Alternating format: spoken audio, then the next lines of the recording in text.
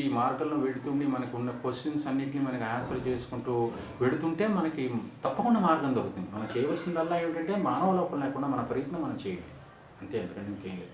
దీనికి ఏమిటంటే కొంచెం జన్మ సంస్కారం ఉండాలి. ఇప్పుడు మనకి దేవుడు చక్కటి సజ్జన సాంగత్యం ఉంది. మనకి ఈ సాంగత్యంలో ఒకటి దగ్గర నుంచి ఒకటి నేర్చుకుని మనం అందరికి అడుగు వేయడమే. ఇప్పుడు మహనీయులు ఏం చెప్పినా సరే ఇదే చెప్పారు, మనకి అద్భుతమైన వాక్యాలు ఇవే చెప్పారు. కానీ ఏంటంటే ఈ రిచువలిజంలో పడిపోయి మనం భక్తిని సరిగ్గా అర్థం చేసుకోలేకపోతాం. అది ఆ రిచువలిజం అన్నది మనకు వచ్చిన పెద్ద ఒక రకంగా లోపం ఏమిటంటే ఆ భక్తిని మనం సరిగ్గా అర్థం చేసుకోలేకపోతున్నాం. నువ్వు నిజంగా భగవంతుడిని పిలిస్తే ఎందుకు రాడు భగవంతుడు? నీకు పిలిచే సత్తా ఉందా? అది ఆలోచించుకోవాలి మనకి. ఇప్పుడు పొండరీకుడు, భక్త పొండరీకుడు తండ్రి సేవ చేస్తుంటే పిలిస్తే వచ్చి అక్కడ నుంచున్నాడు. తండ్రి పాద సేవ చేస్తుంటే నన్ను డిస్టర్బ్ చేయడం ఇష్టం లేదు, నేను రాలేను తండ్రి, అప్పుడు అలా కాస్త నుంచో అంటాడు. అక్కడ నుంచున్నాడు భగవంతుడు. అంటే ఏమిటి? అతను ఆ సత్తా సంపాదించాడు. మనం అలా సంపాదించాలి సత్తా. నాకు అదే అనిపించింది. స్వామివారి దర్శనం ఎంతైనా నాకు డిసాటిస్ఫాక్షన్ ఏంటి అంటే, రామకృష్ణుడు కాళీమాత రూపం ఒక నిమిషం, ఒక సెకండ్ అలా వ్యక్తపాటు ఇదైపోతే ఎంత ఆర్తితో ఉండేవాళ్ళు, అంత ఆర్తి నాలో లేదు. I felt very much guilty about my self. నిజమైన భక్తి నాకు లేదు, దాన్ని నేను పెంపొందించుకోవాలి. ఇక్కడ నేను స్వామివారి దర్శనం కలగలేదని ఒక రకమైనటువంటి ఇదిలో ఉన్నాను. అది ఇంకా ఇంకా పెరిగి రామకృష్ణుడికి ఎలా అయితే కాళీమాత దర్శనం కాకపోతే ఎంత ఉన్మాద స్థితికి వెళ్ళిపోయేవాళ్ళో, మనకి కూడా అంత భక్తి పాదుకొల్పుకోవాలి అని చెప్పి నేను నేర్చుకున్నాను. కానీ ఇవే మనకి నిజంగా మీరు చాలా అదృష్టవంతులు. చిన్న వయసులోనే మీకు ఎటువంటి ఒక అవగాహన ఏర్పడి ఉందంటే మీరు ముందు అంటే దీంట్లోనే కంటిన్యూ చేస్తే మరి మంచి మార్గంలో ఉంటారు. That is one thing I always say to my self. అందుకనే మీరు 9 years ఎప్పుడైనా చూస్తుంటారు, మీరు చిన్న వయసులో మీరు ఈ మార్గంలో ఉన్నారు. చాలా అదృష్టవంతులు మీరు అసలు. ఎందుకంటే మీకు 50-60 ఏళ్ళు వచ్చిన తర్వాత వచ్చేటువంటి ఇది కాదు. మీరు చిన్న వయసులో ఉండగానే దీని గురించి ఆలోచిస్తున్నారు. ఆలోచిస్తే దాంట్లో కూడా సరైన మార్గంలో వెళ్ళడానికి ఎలా అంటున్నారు. దాంట్లో కొన్ని దాంట్లో మీకు సరైన అవగాహన లేకపోవచ్చు, కానీ తప్పకుండా వస్తుంది. ఎందుకంటే ఆ తపన ఉంది మీకు. ఎప్పుడైతే ఆ తపన ఉందో ఆ తపనే మీకు లీడ్ చేస్తుంది.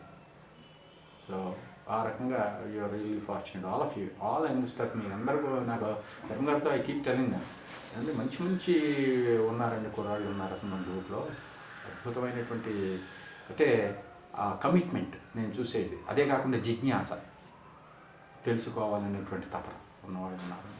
So very nice, wonderful. ఒక్క నిమిషం నేను ఆయన కంక్లూడింగ్ స్టేట్మెంట్ ఏమైనా చేస్తే ఇంకా నేను ఆయన క్లోజ్ ఏమన్నారు అంటే స్వామివారి జేవిజల్ దగ్గర నుంచి మొదట అక్కడి నుంచి కూడా ఇంకా లోపల మొత్తం కలిపి 7 గడపలు గేట్ దగ్గర నుంచి లోపల 7 గడపలు ఉన్నాయి. ఇంకా జేవిజల్ దగ్గర నుంచి కూడా ఇంకా దర్శనానికి ఒక గుమ్మం దాటామా? ఇంకా లేదండి, చివరి వరకు 3 దాటాలి మనం. లోపల ఇంకా 4 ఉంటాయి మాక్సిమం. ఆ 4 బయట నుంచి మనం బయటకు వస్తాం. మనకి లఘు దర్శనం అంటే ఒక గుమ్మం లోపలికి పంపిస్తాడు.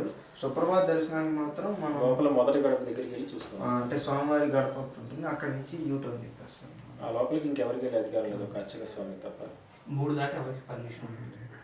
లాస్ట్ మొదటి దాని వరకే ఉంటుంది. ఇంకో కొత్తది మేము చూసింది ఏంటంటే సార్, మేము స్వామివారి దగ్గర నుంచి చూస్తే మనకు దూరం నుంచి చూస్తే స్వామి బాగా ఆజానుభావడానికి అనుకుంటాం, కానీ దగ్గర నుంచి చూస్తే స్వామి కొంచెం చిన్నగా ఉన్నట్టు అనిపిస్తుంది. ఒక్కొక్కరికి ఒక్కొక్క రకమైన అనుభవం.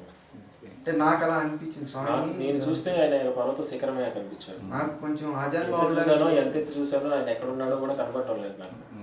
మరి వెనక వచ్చేటప్పటికి ఆయన నాకన్నా పొట్టిగా ఉన్నాడు. ఒక్కొక్కరికి ఒక్కొక్క రకంగా ఆయన. నాకు దగ్గర నుంచి చూస్తే స్వామి.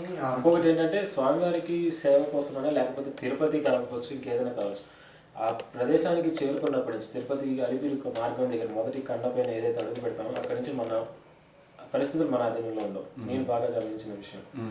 అక్కడికి వెళ్ళిన తర్వాత తిరిగి మొత్తం ఆ కొండ దిగి వెళ్ళిపోయే వరకు ఆయనదే బాధ్యత. కిందకు వచ్చే వరకు ఐ నెవర్ ఫెల్ట్ ఫ్యాటిక్ ఉండి, కిందకు వచ్చిన దగ్గర నుంచి మై హెల్త్, బికాస్ నా ఉన్న హెల్త్ ఈ ఎఫెక్ట్ కూడా అంత. మేము 3 hours పడుకొని 2 పూటలు మాత్రమే ఒకసారి 2 రోజులైతే 1 పూట భోజనం మాత్రమే చేసి